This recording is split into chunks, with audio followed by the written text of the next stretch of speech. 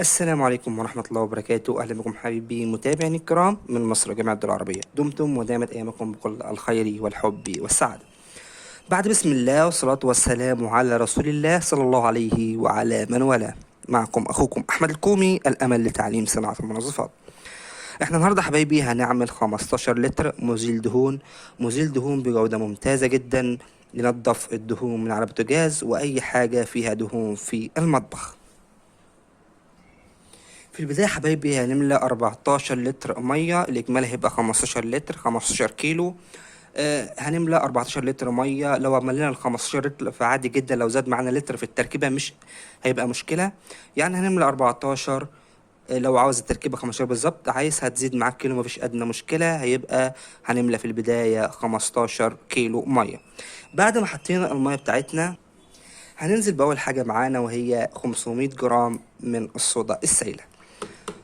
طبعا هنضيف ال 500 جرام من الصودا السائلة مع التقليب الجيد.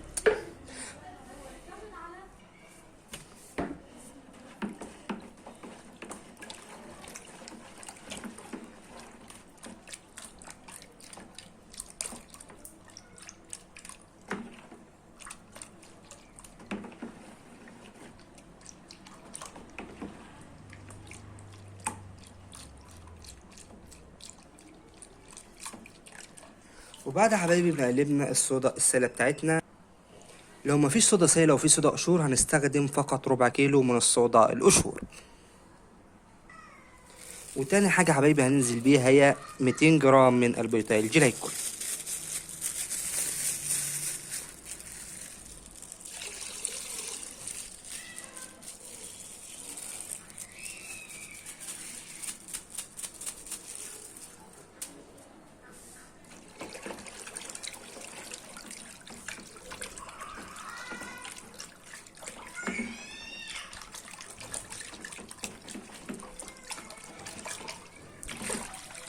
وبعد حبايبي ما نزلنا بالبيتايل جلايكول هننزل دلوقتي ب 100 جرام من ملح الليمون، حمض الستريك او الستريك اسيد، دي كلها مسميات لملح الليمون.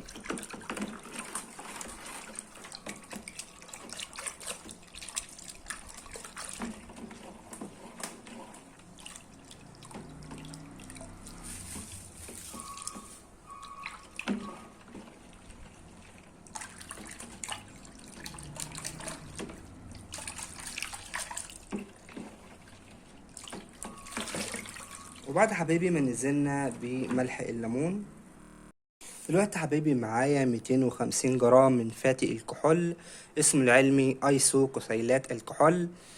طبعا لو مفيش فاتي الكحول هنستخدم السمسول عادي جدا، لان هنا المنتج مش هيلامس البشرة، ولكن يا جماعة الفاتي امن بكتير من السمسول. ولازم حبايبي ندوب الفاتي او السمسول في مية دافية، 3 اضعافه مية دافية هنضيفها على الفاتي.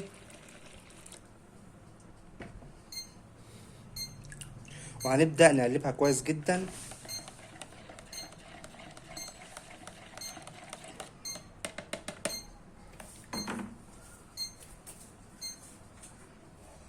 وهنضيفها مباشرة للمنتج.